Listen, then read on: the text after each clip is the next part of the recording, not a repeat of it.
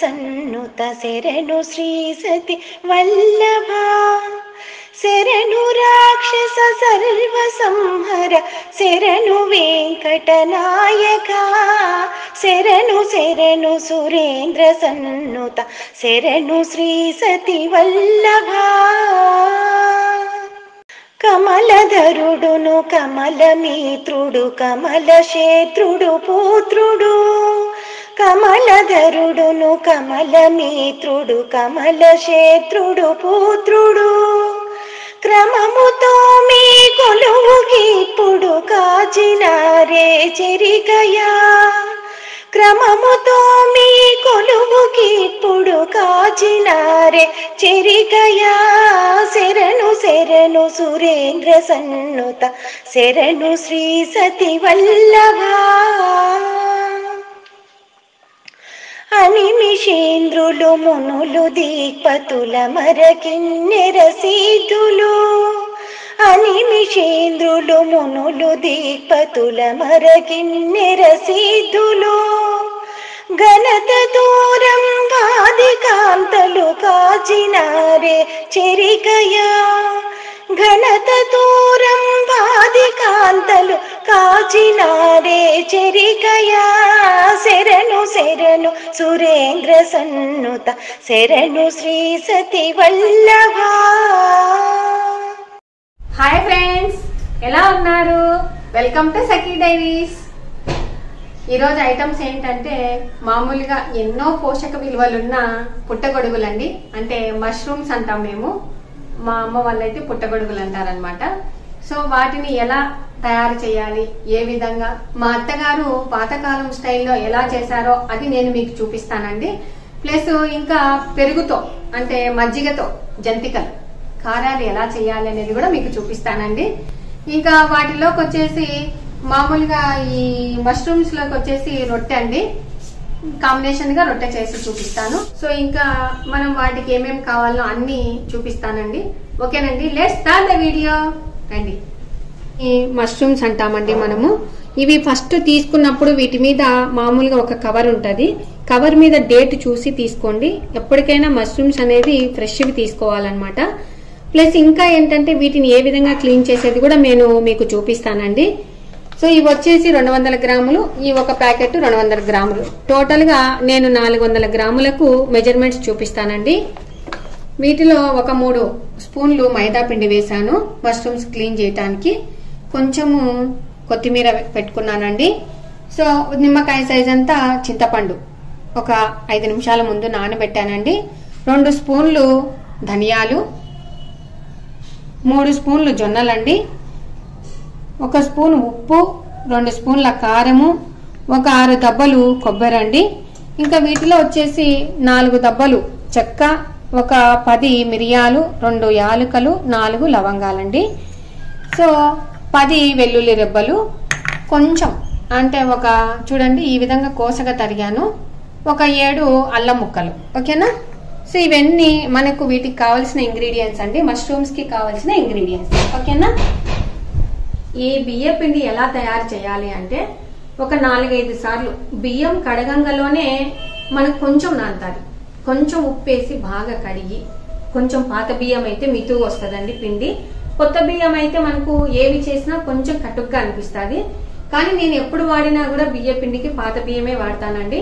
So అందుకని పాత బియ్యం ఒక్కొక్కసారి ముగ్గాసన వస్తుంటాయి కాబట్టి కాసింత ఉప్పు వేసి బాగా కడిగి 4-5 సార్లు కడగడంలోనే కొంచెం బియ్యం అనేది నానుతుంది అనమాట. సో అలా కడిగి ఒక బుట్టీలో వేసేసుకొని ఒక కాటన్ క్లాత్ శారీస్ కానీ మనవి ఏవైనా పాత గుడ్డలు ఉంటే వాటి మీద పంచెలు కానీ ఆరబెట్టుకుంటానండి. ఆరబెట్టుకొని ఆ నీళ్ళంతా అయిపోయిన తర్వాత అంటే మీకు తడి అంతా క్లాత్ పీలుస్తుంది. అప్పుడు దాన్ని తీసుకొని పోయి ఆ బియ్యాన్ని తీసుకొని పోయి బయట ఎండలో ఎండబెట్టుకుంటానండి. సో అలా ఎండబెట్టుకున్న పొడే ఈ బియ్య పిండి అండి. గిర్నీకి పోయి గిర్నీ ఆడించుకుంటాను. ఓకేనా? సో ఇదండి, నేను నెలకు ఒకసారి అంటే ఒక 10.5 ఆడించుకుంటానండి ఈ బియ్య పిండి. బాగా ఎండబెట్టి గిర్నీ ఆడించుకుంటేనే వీటిలో పురుగు గాని ఎలాంటివి గాని ఉండవండి. సో ఇంకా మనం ఎప్పుడు బియ్య పిండి యూజ్ చేసినా బాగా పొడిగా ఉన్న గరిటె గాని ఏదైనా మన ఇష్టం అండి, చెయ్యి పెట్టకుండా ఈ విధంగా తీసుకోవాలన్నమాట. సో నేను మెజర్మెంట్స్ చూపిస్తున్నానండి. ఒక కప్పు అనుకోండి. ఈ కప్పుతో 2 కప్పులు బియ్యపిండి తీసుకుంటున్నాను.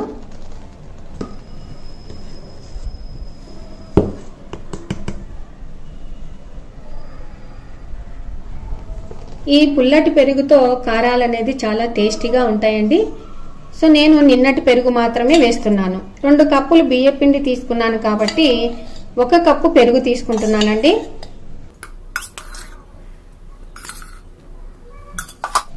సో దీన్ని ఒక టంబ్లర్లో వేసేసుకొని మనము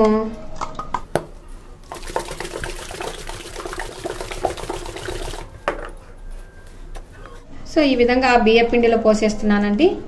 ఒకవేళ మీకు నీళ్లు ఏమైనా అవసరం వస్తే గాన, పిండి గట్టిగా అయినా అలా అవసరం వస్తే గాన వీటిలో కొంచెం నీళ్ళు అలా దులుపుకొని పోసేసుకోండి. ఓకేనా? వీటిలో కొంచెం పసుపు, 1/2 స్పూను ఉప్పు, 1 స్పూను కారం అండి. మీకు వాము కావాలంటే వాము వేసుకోండి, నువ్వులు కావాలంటే నువ్వులు వేసుకోండి. నేనైతే 1 స్పూను వాము వేస్తున్నానండి. వీటిని కచ్చా పచ్చగా అలా అంటే గాన వాటి మీద అంతా పొట్టు బయటికి వచ్చేస్తుందండి. సో వీటిని ఇట్లా ఊపేస్తే సరిపోతుంది. ఊపుకొని వస్తానండి.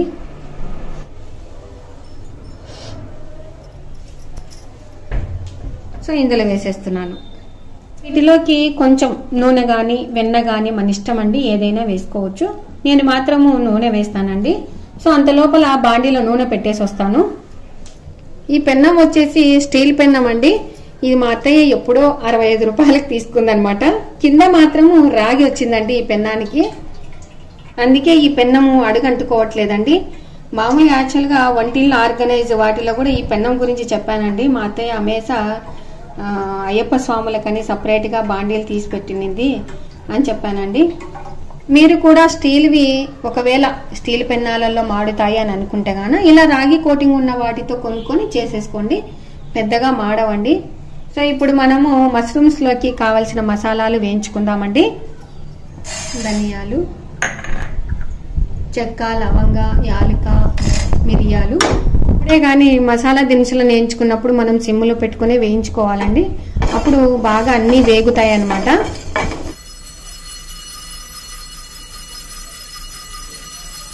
చూడండి, ఇలా మంచి వాసన వచ్చేంత వరకు వేయించుకోవాలన్నమాట. సో ఇందులో ఒక ప్లేట్లో వేసుకుందామండి. నేను జొన్నలు తీసుకున్నానని చెప్పినాను కదా, వీటిని 1 నిమిషం నానబెట్టి ఊకే ఇందులో తీసి పెన్నంలో వేసుకొని వేయించుకోవడమేనండి.